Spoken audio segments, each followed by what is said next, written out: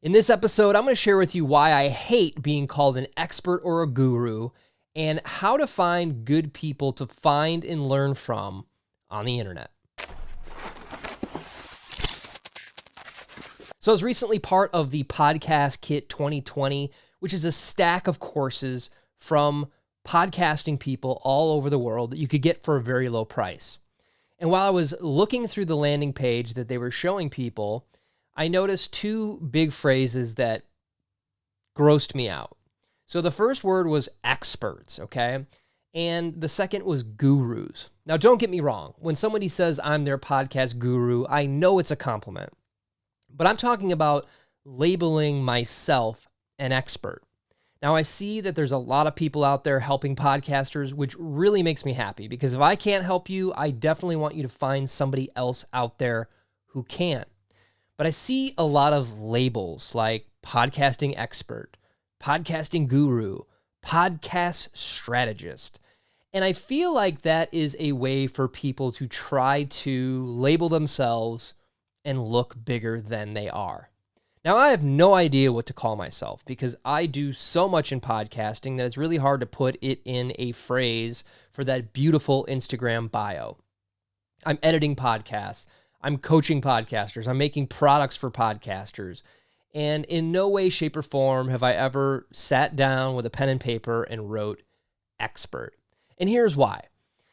I personally feel like an expert defines somebody who is all-knowing, who knows every single thing about a specific topic. And that's just not me. I don't know everything, and that's part of the wonderful thing about learning about any type of topic or industry is that you're not an expert. So the reason I don't call myself as an expert is because all I'm doing on this channel is testing things and sharing what's working. And I don't think that that qualifies me as a quote expert. Now, I'm all about inspiring people, and I'm all about sharing what I've learned. But I just don't feel like expert really encapsulates that. It feels like the end. Like I'm a podcast expert and that I know everything. And I really don't. I learn from my peers. I learn from my clients. I learn something every day. And so the goal for me is honestly just to share what's working. Now, does that mean what's working right now is going to work in a year?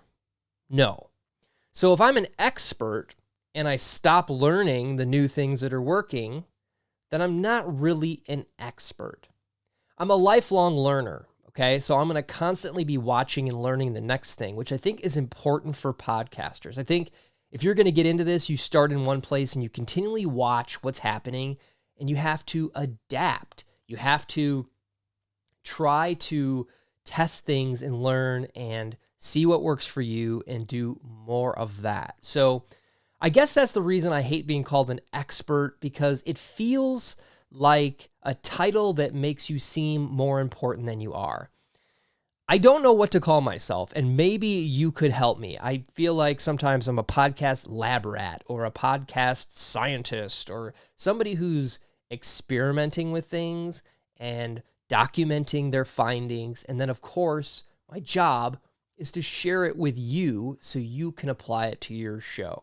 So don't get me wrong. If you're a podcast strategist or a podcast expert, I love you. Keep doing what you're doing because you're helping people podcast better, which is all that matters to me.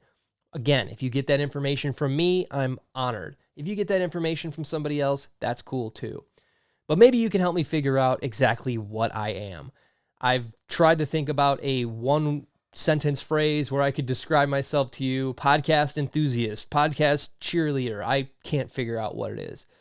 But I'm certainly not going to say that I'm an expert because, again, I'm constantly learning, and I hope to never be an expert, because if I'm an expert, I'm at the end of my journey. I'm at the end of what all this is, which is finding out what's happening and how to make it better. So I just wanted to share that bit of information with you because I think that it's easy to look at other people and see that they have some crazy title that makes you feel less than you are.